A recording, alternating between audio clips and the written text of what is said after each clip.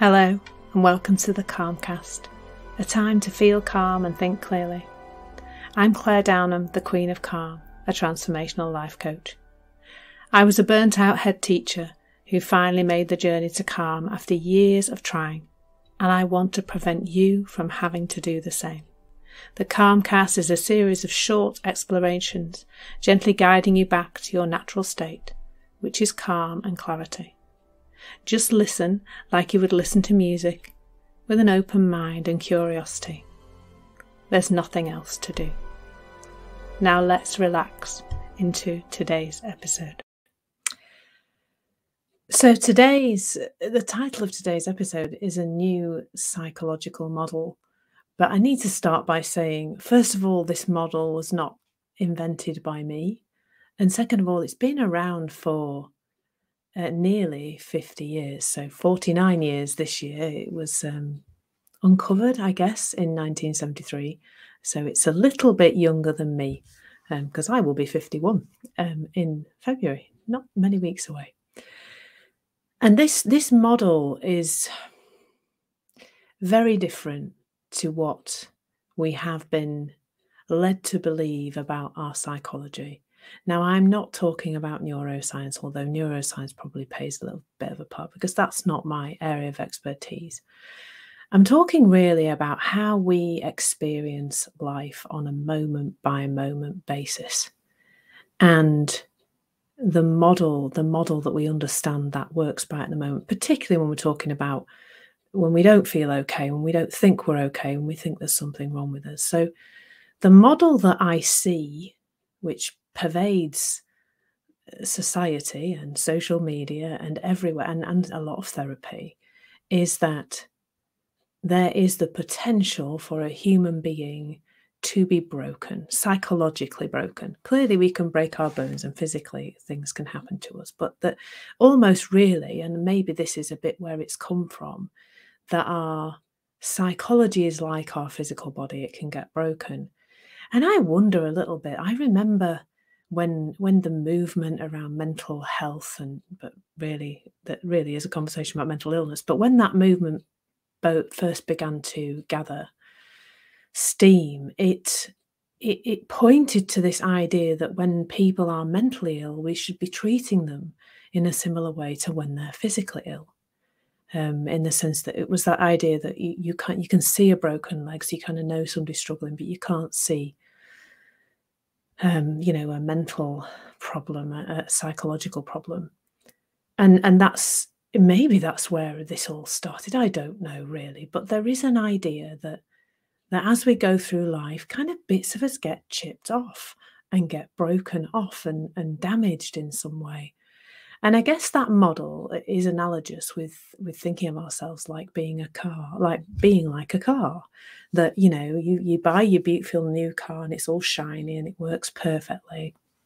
And then you set off into life and, it gets scratched by a bush when you go down a narrow lane and somebody, you drive it on the curb a little bit too close and if your wheel hub gets damaged and, the engine gets wear and tear and you might get bumped in the side by somebody and you have to go and get all those things repaired. Like physically there's something to do because the vehicle has been damaged in some way.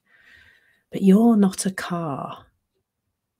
You have something much more about you than a car does. But the model at the moment is this model of lack, this model of damage, this model that says that if you're not feeling okay right now, you best find a way to fix yourself.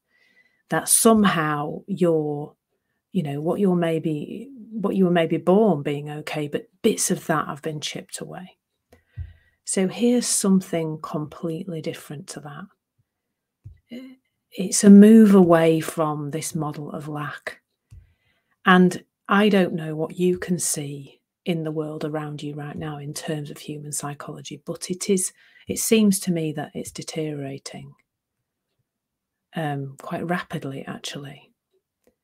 So when we look at that, there's something not working about this model that we're using at the moment, isn't there? There's something, it's just not working.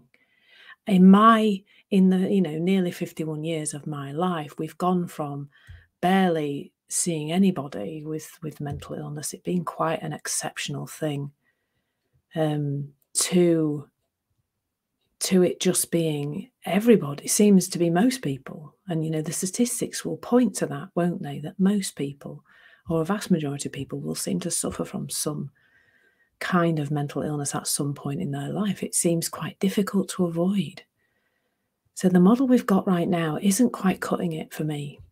There's a new conversation required, and it isn't pointing to a model of lack. So the model of our human psychology, which I fundamentally see to be true now, and I know there'll be lots of people who don't believe what I'm saying, and that's fine too, that we are born whole and well. And if you've ever spent time with a baby or a young child, you will have seen that.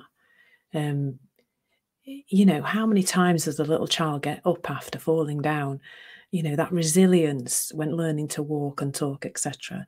The confidence of a small child. Who's first on the dance floor at a wedding? It is definitely the small child, isn't it? That is on the dance floor first, because nobody else has had enough wine yet, so they're not on the dance floor. So there's this innate power, this innate well-being, this innate drive forward. There's this innate resilience, confidence, calm, all those things that we look for, and also this innate ability to go through an emotional cycle, several emotional cycles in an hour. If you spent time with a toddler, you'll have seen that, without really having much on that, without seeing that there's anything wrong with that. And then we learn things from the world outside us. But that is a diamond. We are made of is solid. It is unbreakable like a diamond. It can't be taken away. Nobody can steal it or chip away at it. However, obviously, we learn stuff about the world. We learn things to believe about ourselves. We learn things to believe about other people. We learn our relationship with the rest of the world and how we work in it. We may learn some really quite unpleasant things about ourselves that we start to believe. And I really think that happens. It happens. It's not deliberate learning. It's not like when we go and study something. It's just happening. It's not a deliberate thing. It's not deliberate on the people who are saying it to the child. It's not deliberate in the part of the child, but it's just happening. And so we end up with this layer of noise, thought, belief.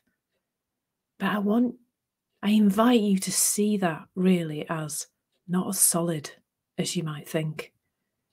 That thought has this propensity to pass when we allow it to. So I see it really as a layer of horse manure, shall we say, to avoid swearing, horse dung, horse poop. I quite like the word poop.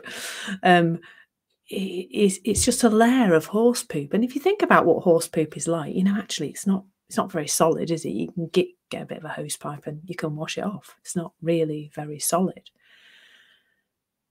But the model right now says that the horse poop isn't horse poop. It's not this kind of fluid thing that can be washed away. It's much more solid than that. It's chipped away at the diamond. Of course, you can't really chip away at a diamond. And it says the current model says, well, once we're broken, we have to go outside of ourselves. But then what happens is, if you go back to my model, which isn't really my model, it's a model I've pinched mostly from Michael Neal, I think, but I love it so much. There's the diamond, and there's the layer of horse poop.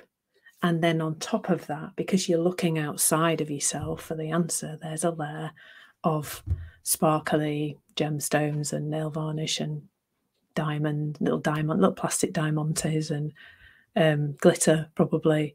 It's kind of putting polish over the horse dung, but it's not helping you to get back to who you really are, to reconnect to the diamond. So All there is really is for you to remember you've got that diamond. And when I say that, I feel a deep sense of emotion, because if everybody could see that that diamond was inside them all the time, can you imagine the difference that would make? That even in our darkest moments, we would know we were okay. And I'd love for all of you to see that for yourselves. It's just something to start looking towards. Thank you so much for listening.